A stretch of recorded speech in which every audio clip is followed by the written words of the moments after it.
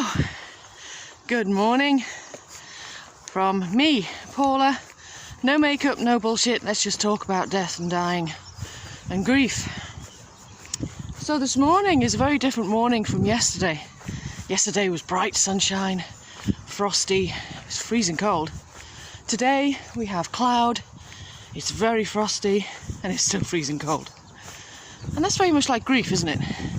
You never know what the day's going to bring, you never know what you're going to feel, you never know what's going to happen. You just got to roll with it, which isn't always the easiest thing to do. So, carrying on from yesterday, people ask me certain questions around death, spirit, dying, that kind of thing. And yesterday I answered, do they feel the cold?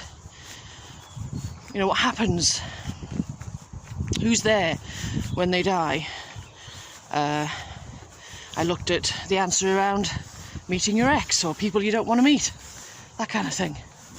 Okay, so today I'm going to look at the question that people ask me a lot is, you know, what actually happens? Where do they go?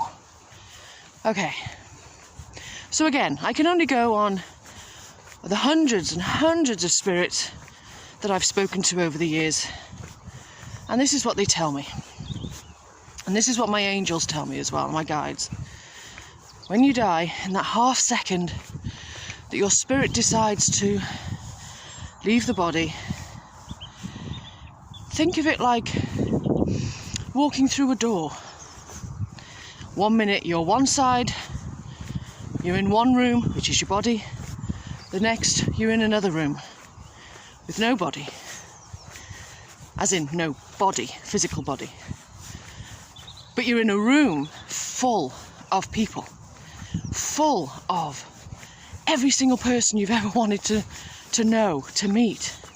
All your loved ones, all your ancestors, all the pets that you've ever wanted and you've missed, you know, that died before you, all your angels, all your spirit guides. Every single person that needs to be there is there, right there. So just next time you ask yourself what happens, just stand in one room with an open door and look through that doorway and step through it. And it's that easy, it's that quick. 1 minute you're in your body, next minute you're not. And nothing matters. Everything you've worried about, everything you've had a hang-up about, everything you've ever wanted to have an answer to a question, it's all there, right there, because they're all going to answer everything in an instant. You know, there may be some things that you need extra help with, and that will take some time. And this is where the incompatibility comes from, I call it. The expected syndrome. So I have loved ones saying to me, well, they died last week and they said they'd come back and tell me if there was an afterlife, or they died a few months ago and they haven't given me any signs that they're around. Well, they're kind of busy. You know, they're kind of busy. They're transitioning. They are, and they're enjoying themselves, let's be honest. If you're in the middle of a party, do you really want to be taking that call? You know, think of, what was it, Lady Gaga? Stop phoning me. It's kind of like that. If you're in such an amazing place and you're catching up with old friends, catching up with family, catching up with ancestors, you're meeting all your guides and your spirit guides, and it's all exciting, and you're surrounded by love and joy and feel that warmth, that support, all that amazing energy.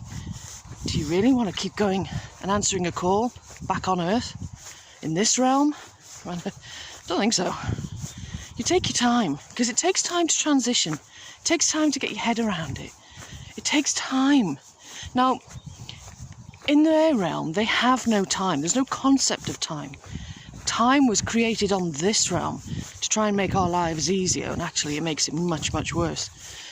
But I think time was created as a way of controlling us, but over there, there's no control, there's no time, it doesn't matter. So this expectation that they're going to turn up, you know, when you're ready, no, it doesn't happen that way. They turn up when they're ready. And in your time, it might take weeks, months, years. And the other thing that stops them is this: your energy, your expectations, your human hang-ups. Let's be honest. Hang-ups. All the negative energies that you have around you.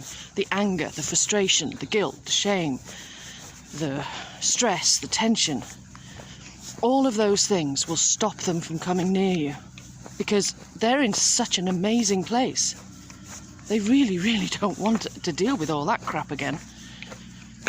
And they can't get near you because of those energies. They're heavy. They're heavy energies. And one spirit once told me that it was like putting their hand into treacle with rocks in it. Thick rocks, and they can't get through to you. Whereas where they are, it's light, it's easy, it's free, it's warm. Everything is just such a beautiful place. So that's why. It's not that they don't love you anymore. It's not that they've forgotten you. It's not that you don't mean anything to them. It's that you have expectations that don't fit theirs right now. So when you heal your grief, that's when the magic happens. That's when you can reconnect with your loved one on a different level completely. And that's where I come in to help. So if you want some help, just let me know in the comments, and I'll send you a link for a free counselling call to see if we're a good fit. Okay? You have a great day. Whew.